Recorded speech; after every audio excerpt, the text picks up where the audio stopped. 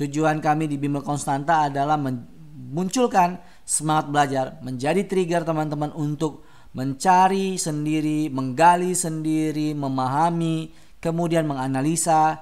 Itulah yang dimaksud dengan proses belajar HOTS, Higher Order Thinking Skill. Jadi nggak mungkin kita bisa menganalisa kalau kita nggak punya pengetahuan. Nggak mungkin kita punya pengetahuan kalau kita tidak pernah belajar, yaitu membaca, ya, kemudian melihat referensi, mendengar penjelasan dari para tentor. Nggak mungkin kita bisa menganalisa.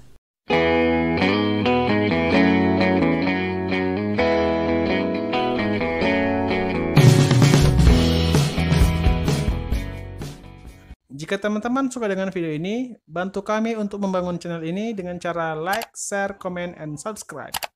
Dan jangan lupa aktifin juga tanda loncengnya, supaya teman-teman selalu mendapat notifikasi video terbaru dari channel ini. Assalamualaikum warahmatullahi wabarakatuh. Selamat datang di Bimbel Online Konstanta. Apa kabar semua? Sehat ya? Sobat Konstanta, hari ini kita akan membahas materi tentang tes wawasan kebangsaan. Peran Indonesia dalam dunia internasional. Sobat Konstanta semuanya, sebelum kita masuk ke materi, seperti biasa kami mengingatkan untuk like, comment, dan share. Dan bagi Sobat Konstanta yang belum subscribe, silakan subscribe. Kemudian yang sudah subscribe, jangan lupa untuk membunyikan bunyi loncengnya supaya teman-teman nanti bisa dapat notifikasi setiap kali kami mengupload video yang terbaru. Sobat Konstanta semuanya, peran Indonesia dalam dunia internasional merupakan salah satu bagian dari materi yang Konstanta ingin sampaikan dalam persiapan kita untuk menghadapi tes wawasan kebangsaan. Materi ini penting karena kita bisa mengetahui bagaimana posisi Indonesia atau bagaimana sikap Indonesia dalam tatanan dunia internasional. Ya teman-teman semuanya, mungkin kita langsung aja masuk ke materinya. Nah ini dia peran Indonesia dalam dunia internasional.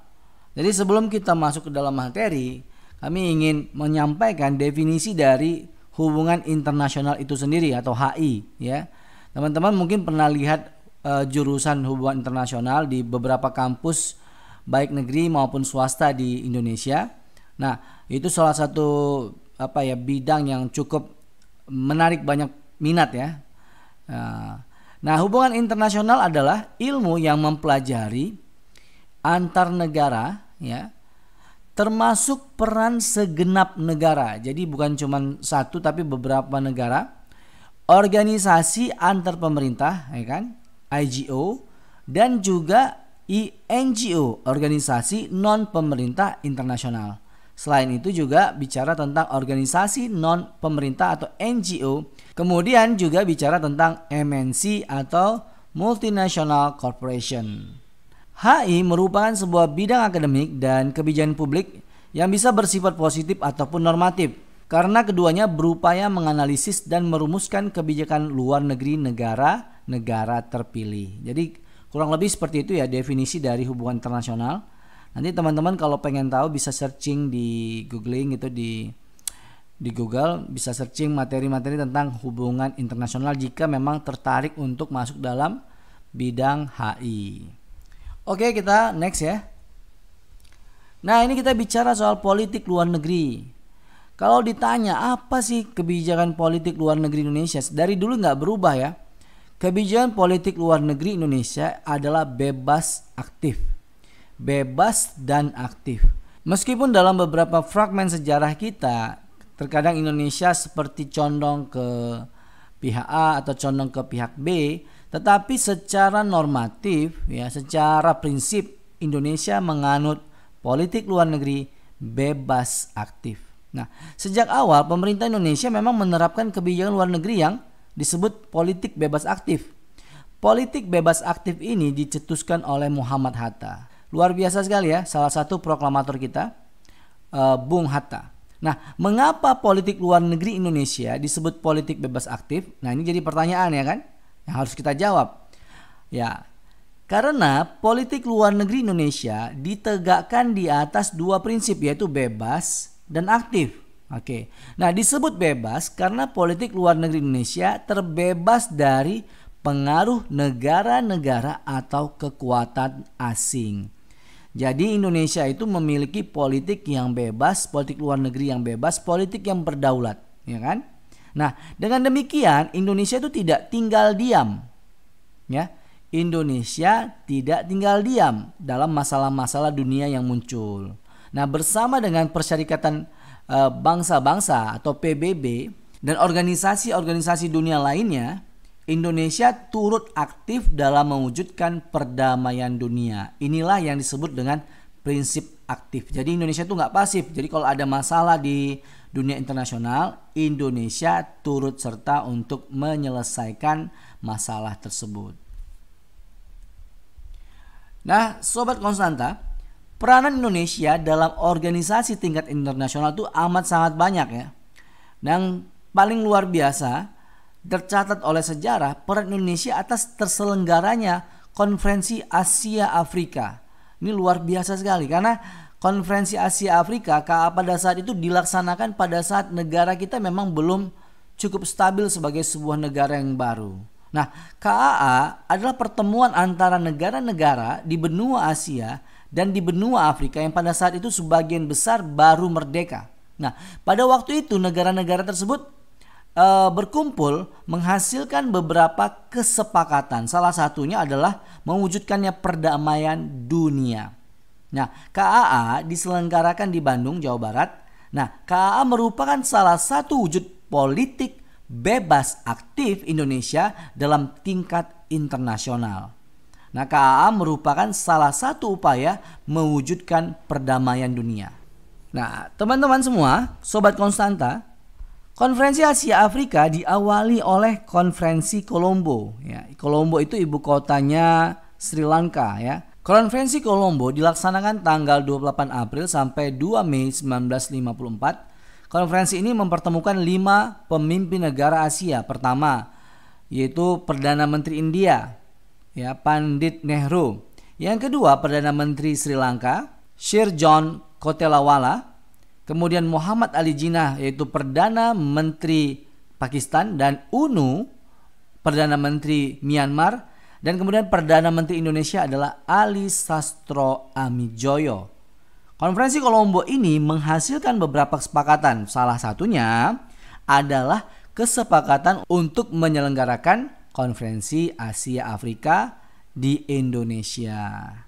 Sebelum KAA dilaksanakan tanggal 28 sampai 31 Desember 1954, diadakan sebuah pertemuan persiapan di Bogor. Konferensi ini dihadiri oleh wakil dari 5 negara yang hadir pada Konferensi Kolombo sebelumnya. Dalam pertemuan inilah waktu dan tempat KAA disepakati. Sobat Konstanta, KAA diselenggarakan di Bandung. Ya, ingat ya. Tanggal 18 sampai 24 April 1955. Bayangin, Indonesia tuh baru merdeka belum sampai genap 10 tahun. Konferensi ini dihadiri 23 negara, nggak main-main. 23 negara Asia plus 6 negara Afrika. Anggota konferensinya ada banyak dari Asia, Indonesia, India, dan seterusnya. Dan kemudian ada juga negara-negara benua Afrika, ada Mesir, Ethiopia, Libya, Sudan, Liberia, dan Pantai Emas yang sekarang berubah menjadi namanya Ghana. Oke, Sobat Konstanta, singkat cerita Konferensi Asia ini sukses. Dan yang paling penting adalah KAA menghasilkan beberapa keputusan penting. Nah, ini teman-teman juga perlu ingat ini sejarah ya. Bahwa keputusan penting itu diantara lain adalah pertama, memajukan kerjasama antara negara di kawasan Asia Afrika, meliputi sosial, ekonomi, dan kebudayaan. Kemudian pada saat itu sepakat juga untuk menyerukan kemerdekaan Aljazair, Tunisia, dan Maroko dari penjajahan Prancis. Karena waktu itu belum Aljazair, Tunisia, dan Maroko belum merdeka secara seutuhnya.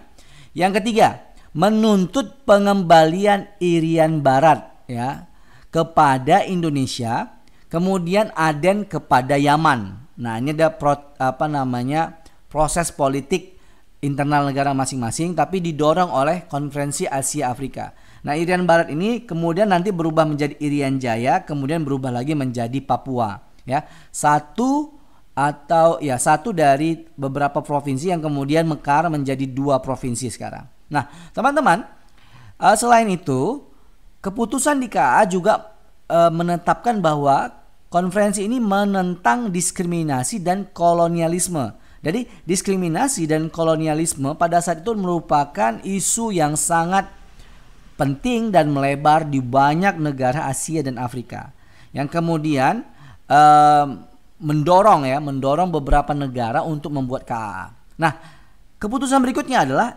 ikut aktif dalam mengusahakan dan memelihara perdamaian dunia.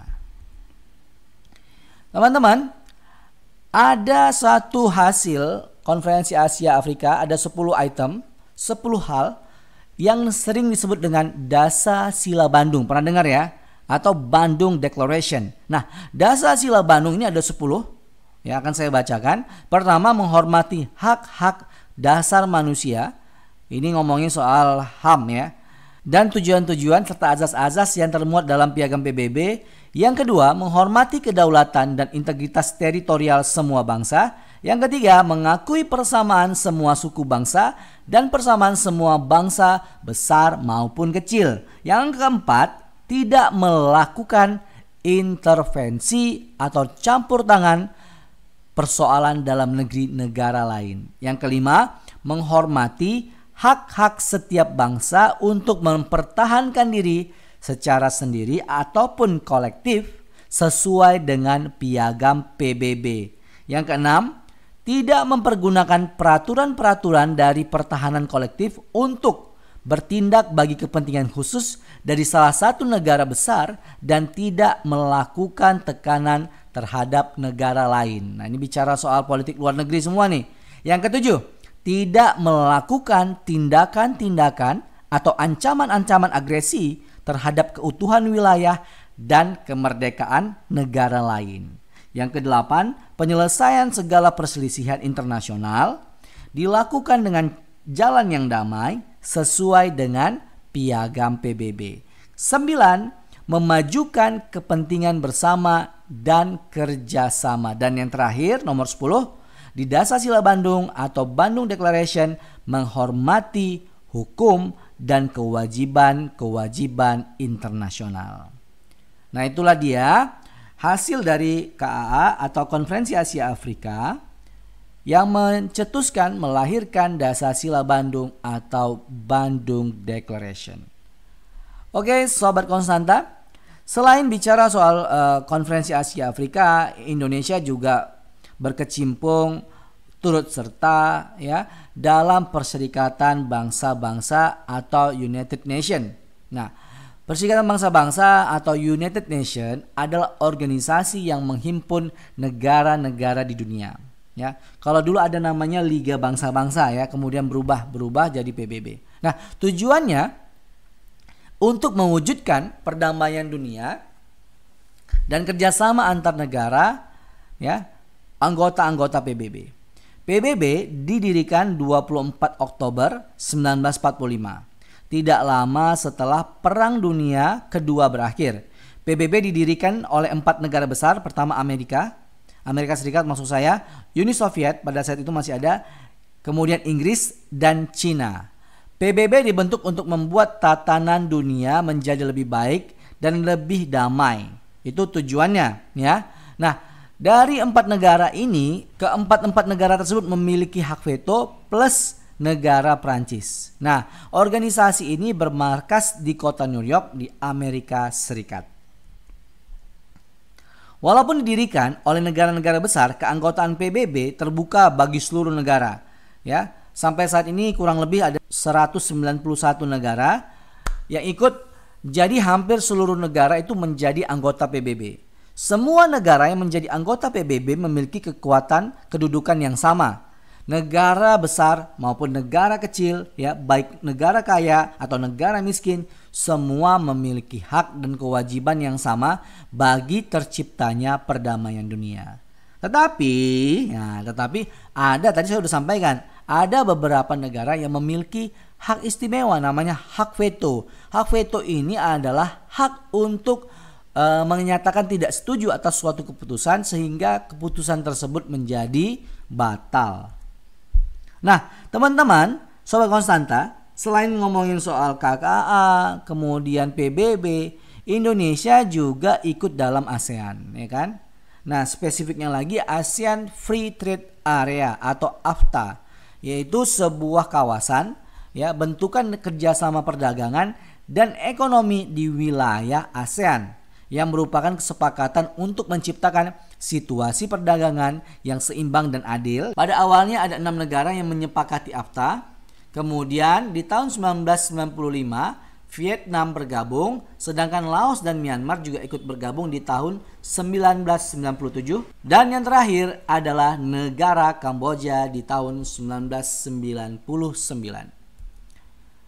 Sobat Konstanta, selain bicara soal AFTA, juga Indonesia itu ikut dalam organisasi APEC, Asia Pacific Economic Corporation.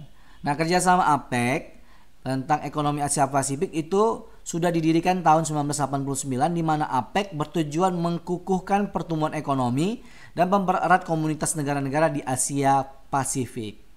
Pembentukan organisasi ini dikarenakan situasi kawasan Asia Pasifik yang tidak menentu akibat perkembangan situasi politik dan ekonomi dunia karena pengaruh dari Perang Dingin antara Amerika dan Uni Soviet. Organisasi berikutnya yang diikuti oleh Indonesia adalah WTO, World Trade Organization. Badan Kerjasama Ekonomi Internasional ini resmi berdiri sejak tanggal 1 Januari 1995. Kemudian nantinya diganti dengan GATT, General Agreement on Tariff and Trade.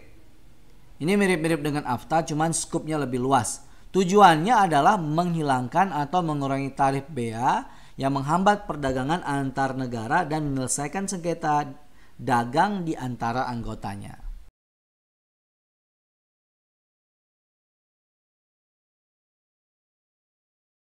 Jangan lupa tonton video kami yang lain ya.